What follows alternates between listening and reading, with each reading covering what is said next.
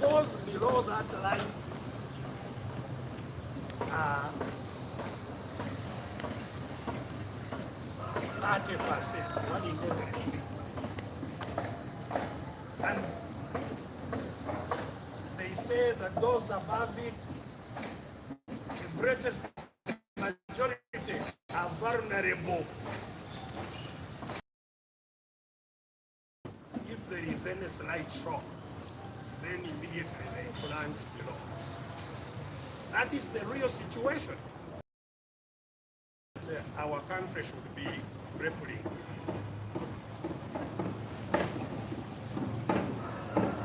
The education, I don't need to belabor, dealing with ignorance. Education is a crisis for our country, both in terms of education, but more especially delivery of education services in our country. Less than 25% of school-going people finish elementary school, primary school. Less than 25% finish primary school. Less than 16% finish lower secondary education, ordinary level. And lower than 6% finish advanced higher secondary education. That is our situation. So we are a country that cannot educate its people. That's the reality that we are in today. And of course, if there is anything called apartheid, education in Uganda is one that demonstrates the policy of apartheid, separate development. Those who are in UPE are in a completely different trajectory of development. Those in private schools, and private schools also have classes, are on a different trajectory of development. And then there are those in international schools. So there are three separate paths of development for our people. UPE, those are like in the condemned section. And then that's why they abandon it. Many don't go up now to continue. Then you have the private school, which squeezes the parents. Part of the poverty we are talking about is caused by attempting to educate children in the homes. The poverty, selling land, selling what. I told the people of Mbarara that if Museveni became a child today, he would never go to that school where he went. He would never. He would remain there in the village with his tire shoes. He would never go to school. Under the system he has created, he would never have got an education coming from the family in which he came. Those are the things that should be focused on by the country, not the GDP. Where is the GDP in all this? Why doesn't it produce education? Why doesn't it pay teachers? Teachers are the most, disincentivized workers, public workers we have. No incentive at all for teachers. Everybody despises a teacher. If you see a country where teachers are despised, you know that country is doomed. And that's what we have today. Teacher training. If you go to teacher training institutions, shameful.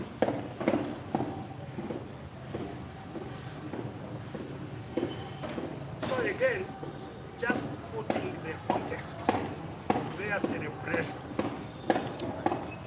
Yes, they are celebrating, but they are dancing on our graves. They must understand.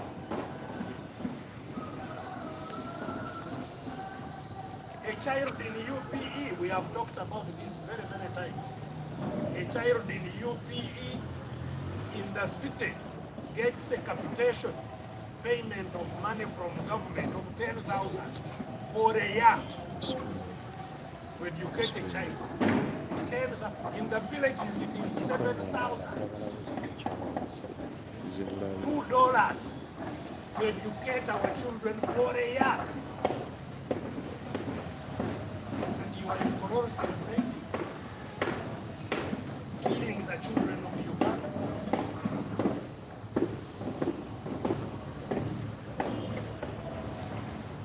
So that is poverty, ignorance. What about disease? Health care. Africa as a whole realized that health care is critical. They made the Abuja Declaration that every African country should at least minimum spend 15% of their budget on health.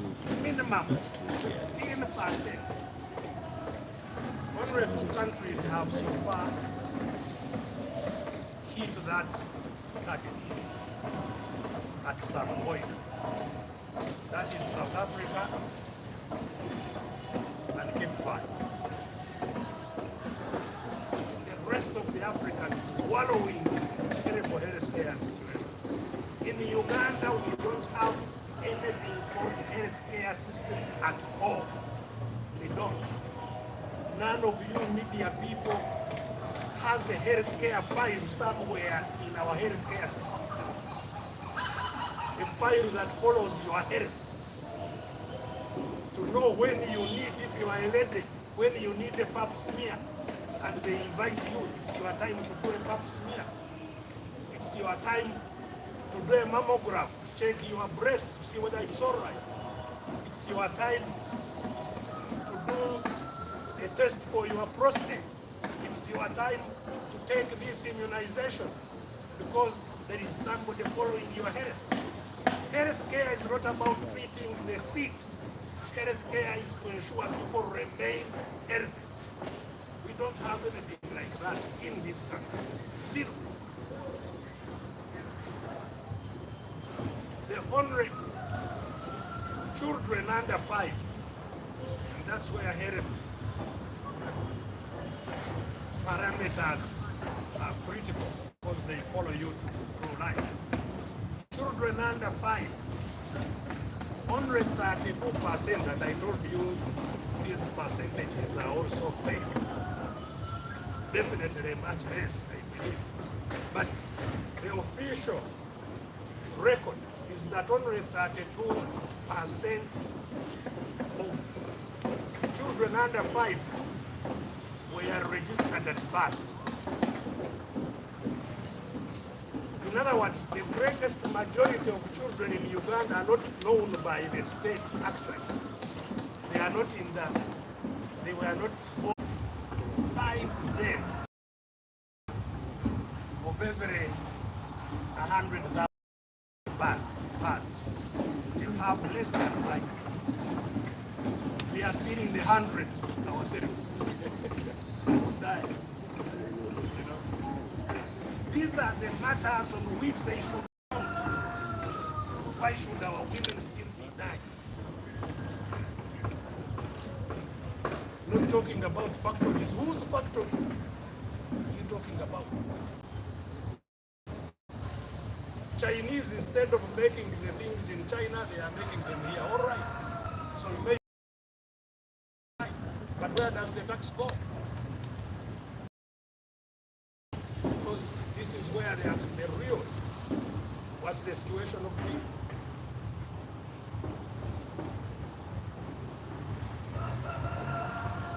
I don't need to talk about mental health in Uganda.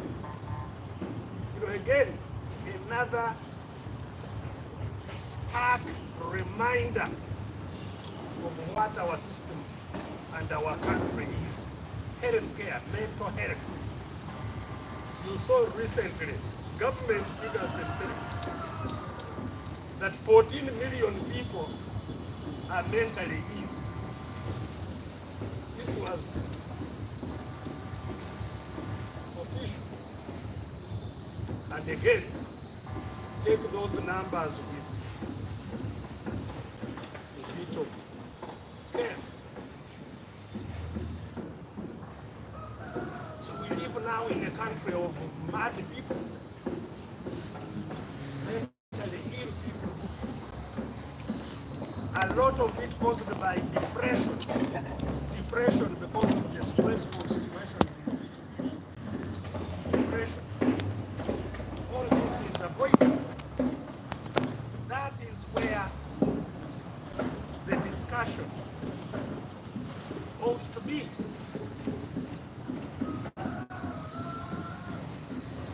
Not on electricity that people can't afford.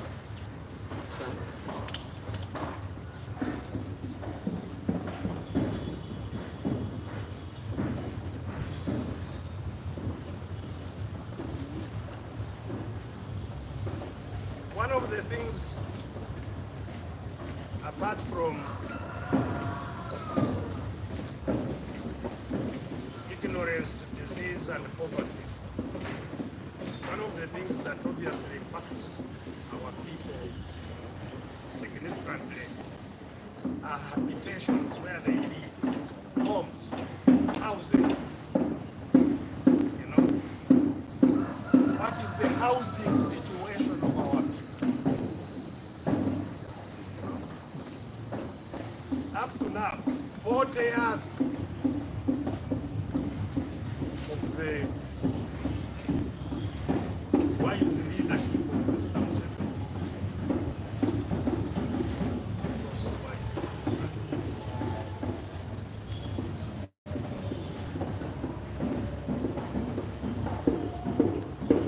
But 2% of our people still live in grass-thatched huts. Grass-thatched huts without windows. 32%. That's an indictment. So you'll never have anything without habitation that are meaningful. So that is, I could go on and on, but I just wanted to highlight a few things simply underscore the point that we are in two worlds. There is a world of the robbers who have been robbing us for this long, where they live in opulence, celebration of what they are doing, and there is the world of the ordinary people, which they don't talk about, which they don't feel their pain, don't represent. Again, just to put it in proper context, is the ongoing discussion about corruption.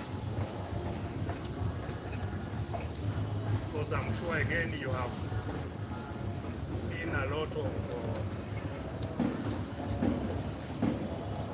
talk about corruption and how we should fight.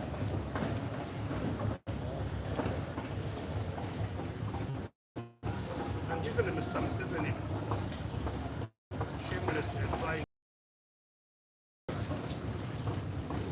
deal with corruption. And I think the latest talk was prompted by the exposure that was made by ordinary people who started that social media of exemptions. what has gone wrong. And we should thank and celebrate them for their initiative and effort. Our brothers Pius and Tongo, a young man called Noko, and others who have been supporting them, Nicholas Opio and others who have been supporting them.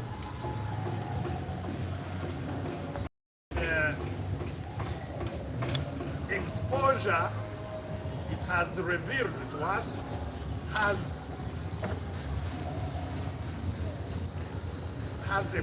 a potent effect, has a good effect in causing those who are stealing to panic, to unravel them. So that's where it started, with exposure.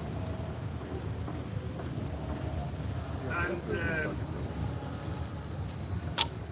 especially the exposure of corruption in Parliament. Of course, even all the others were exposure of corruption in the health sector, the roads, which are terrible, and other places. But in Parliament, they were able to point specifically to monies that were being siphoned out of the budget. Of course, earlier on, there was the Mabati crisis also in Parliament. And so, now, Mr. Museveni jumped in to say he's going to crash all this. In other words, he has now separated, he's trying to position himself as separate from this and one who can deal with it. And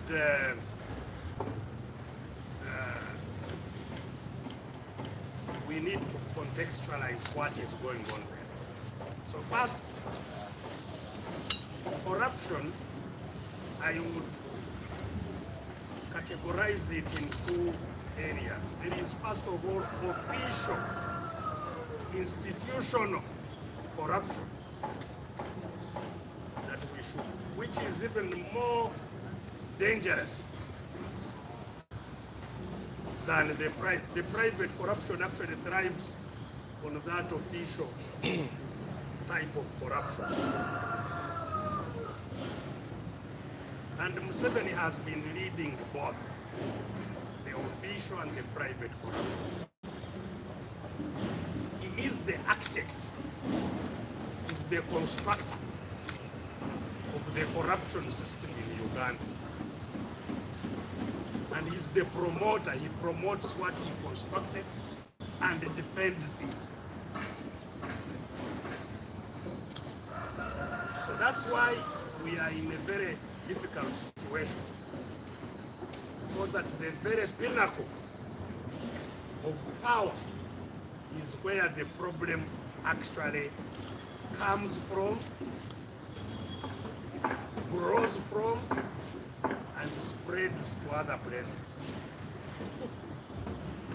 And I'd like to simply remind our country, and especially Mr. Museveni, about his corruption. His corruption did not start in the government. No. I have talked about some of it right from the time I interfaced with him in the bush. We started dealing with corruption. There was corruption in the bush. People getting things in operations, or some people sending us some things to use, and a few people grab them and use them. And in the bush there was something called Sizia Commander. That, you know, if you come putting on a good trouser,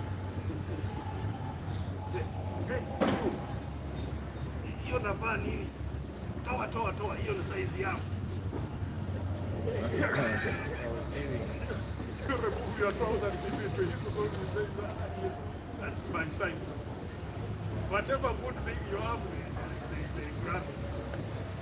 That's why you had, some people were eating chicken while others were eating nothing, And this, started, so we started having problems with this system right in the bush. And we were talking about it, some of us, amongst ourselves. And he would defend it. Say, don't touch this. Because these, although they are corrupt, they are the fighters. They are good fighters. So don't touch them. When the war is over, we shall see how to deal with this. For now, let's just fight. Defense. Of course, you can fight with discipline. In fact, fighting especially requires a lot of discipline.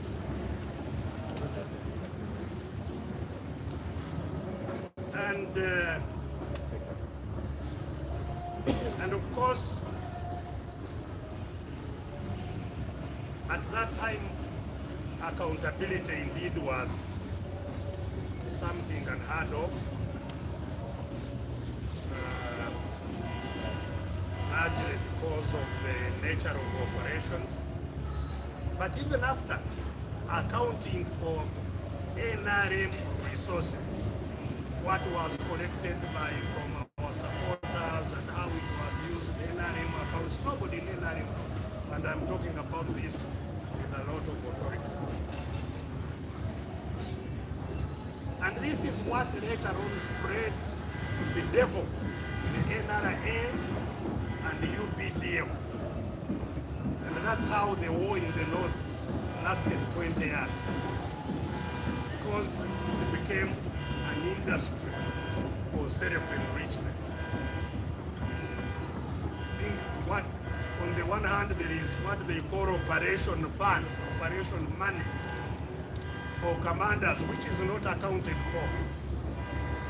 And in war, that becomes keeps on being increased by creating all kinds of threats. Oh, this is going to happen, we need more money, and more money would be siphoned there, and so on and so forth. So we have had corruption, and again defended by Mr. Museveni. In fact, that's, I think, partly how he even got in trouble. General Muntu got in trouble because General Muntu was under command.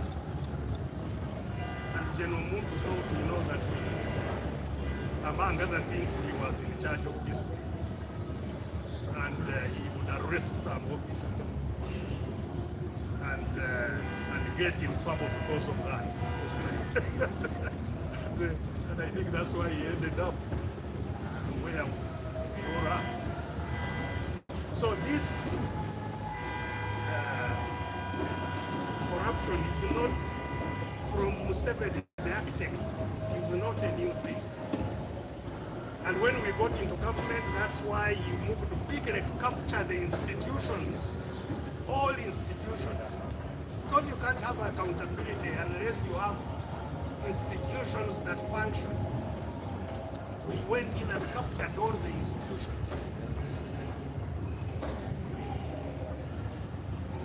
Of course, in the transition, the institutions themselves had problems. He was the president, he was the speaker of parliament. You can't allow that as such a kind of thing. Because parliament is supposed to check on the executive. So if you are the parliament and you are the executive, how do you check on yourself? And so in the parliament, if there was something he didn't want, he would come and sit there now as the speaker and say, now we must pass this thing today. And then he goes back to the other side to implement it. And by the time even that ended in the Constitution, because the Constitution of 95 changed that. But then he went ahead and emasculated those who were in Parliament.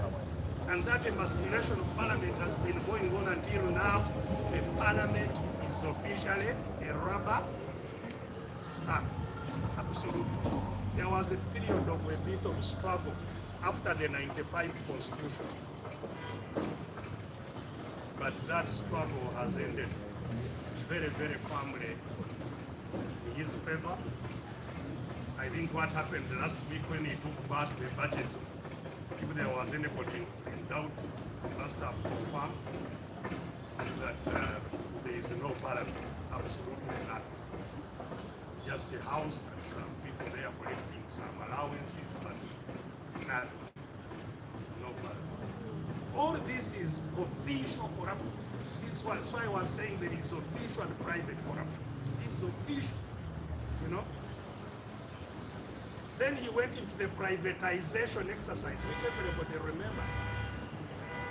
Privatization. As a policy, it is, one could justify it.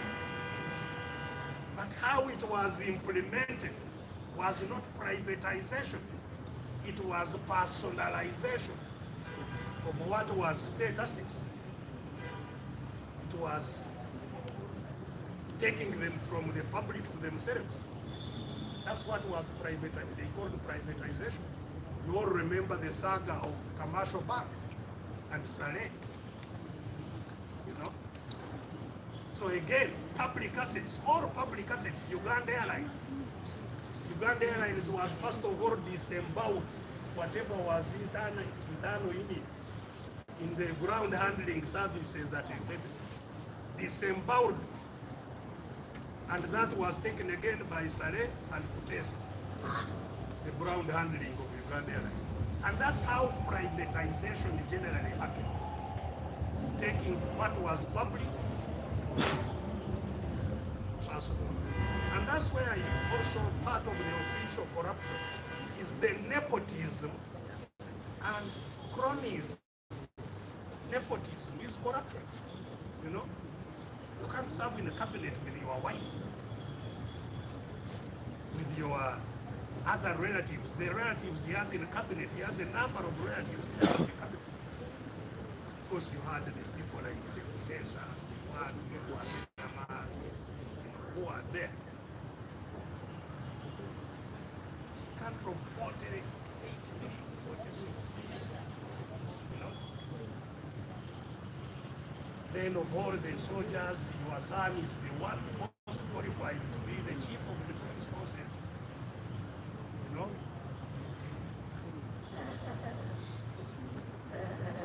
Brother in charge of wealth creation.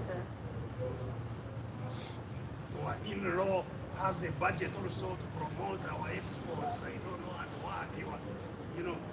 And the crony is appointed in parastatals, people who manage authorities and so on. Wherever there is money, they smell where there is money, you'll find a relative there.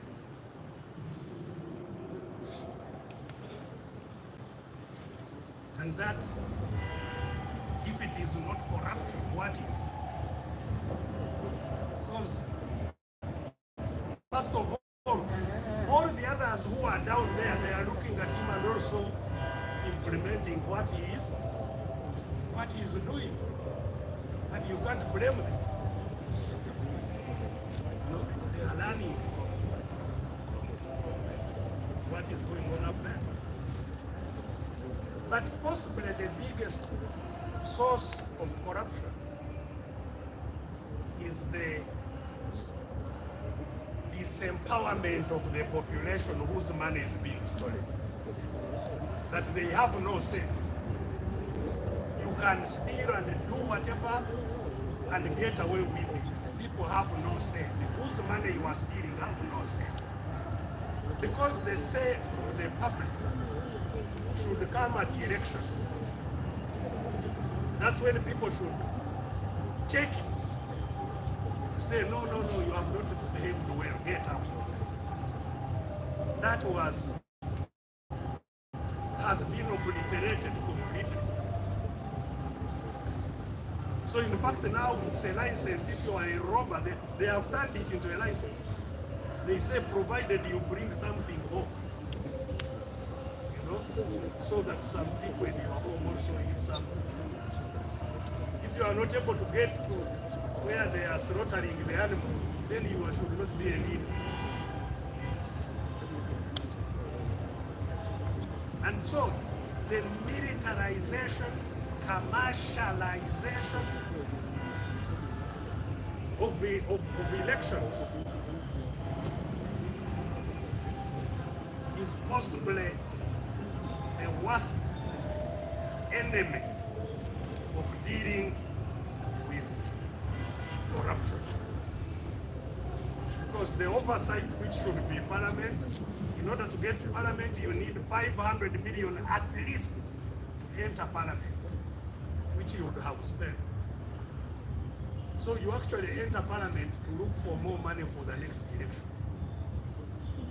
That's why for me, I can't spend a lot of time talking about the corruption. It is the system in which they operate. If you are not corrupt, you will not become an MP, actually. So they must, the parliament is like a market. Whoever passes through must pay, you know, including Mr. Museveni himself. He has to pay the MPs to pass what he wants to get. And he knows if he doesn't pay, they will also raise voice on him, on what they passed for him. So, how can you deal with corruption? If the owners of the money, the people whose money they are stealing, our money, if we have no sanctions on those who steal our money, we have none.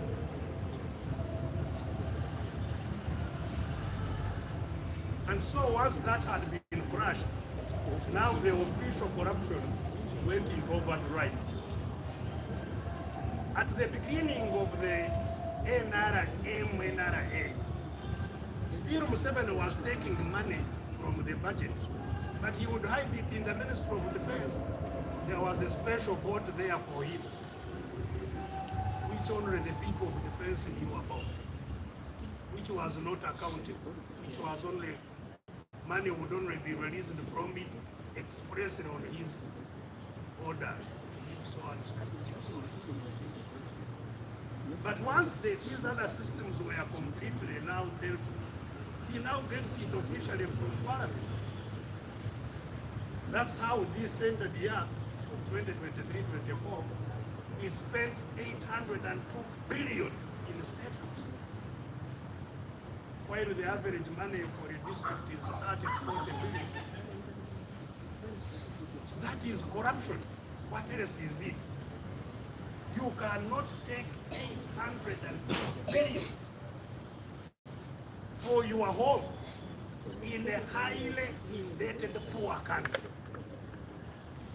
You are the biggest corrupt entity in the country. No doubt. He cannot run away. So all the suffering, all these street children you see, well, everybody should point a finger at him, because that's where it comes. Then of course there has been the land grabbing. Again, partly official corruption. They get public land and officially give it to friends and in-laws and relatives. You know, prime land that they are investors. They now go into that investment. Public land. Land for schools, land for university, land for hospitals. Botanical land was taken for prisons, for what, you know, whatever they, because at least people have been, at least within the law, they refuse to give him power over all other land. So now they have been just stealing the government land, largely. Also private, they come and create all kinds of situations to take public land, land grabbing. But those are generally individuals also. But the official stealing of public land is unbelievable. And possibly the worst perpetrator of all this corruption is the tenderpreneurship.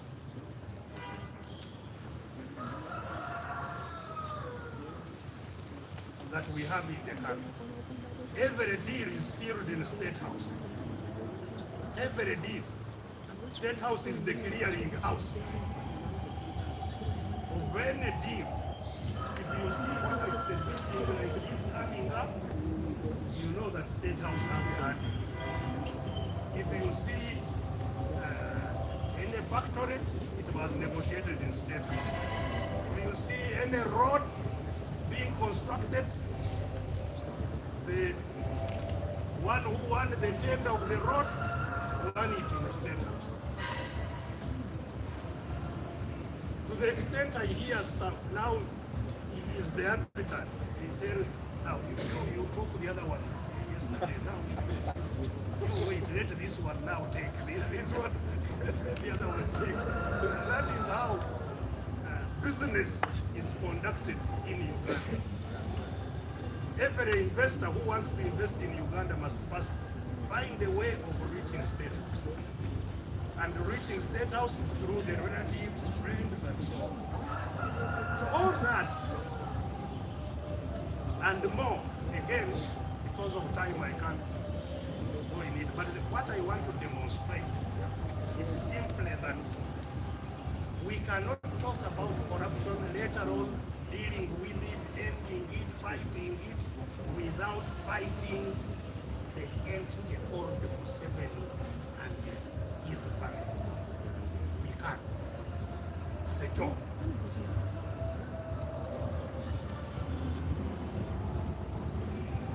It's like a beehive. Kill many bees as long as the queen is still there producing more bees. The bee, what do they call it?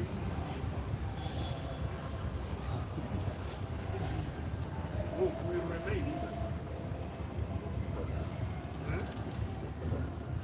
The colony. The bee boom. The swarm of bees. You cannot deal with it without cooking.